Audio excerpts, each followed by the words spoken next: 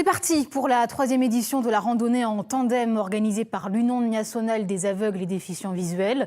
Elle va durer jusqu'au 30 juin. 5 équipes mixtes, non-voyants et voyants, sont parties dès hier à la découverte des châteaux de la Loire et de son patrimoine. Stéphane Daune, Julie Postolek.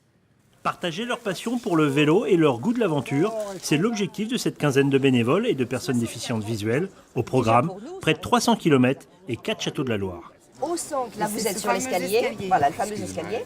Une randonnée en tandem de 5 jours dans la Loire, alliant défis sportifs et visites culturelles adaptées.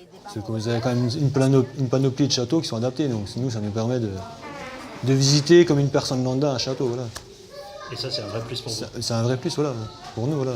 Et se dire qu'une personne lambda, on peut visiter, apprécier l'architecture, le patrimoine, la culture. Voilà. Tout le monde s'y retrouve, plusieurs techniques sont proposées, de la maquette à la tablette numérique adaptée au handicap. Moi, franchement, qui ne voit pas l'ensemble du truc, c'est vrai que c'est pas évident à imaginer.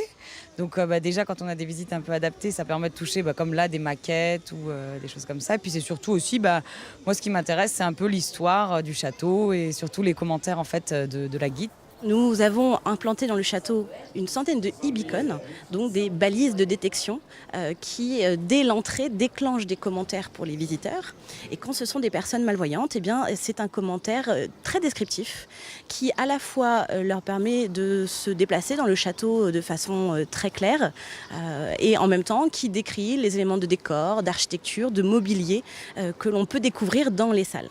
Quittez le vestibule sud et déplacez-vous maintenant dans le vestibule ouest en avançant vers l'escalier et en le contournant par la gauche. Allier le sport à la culture, partager des valeurs, les participants de la randonnée en tandem profiteront de leur passage pour découvrir le patrimoine culturel ligérien.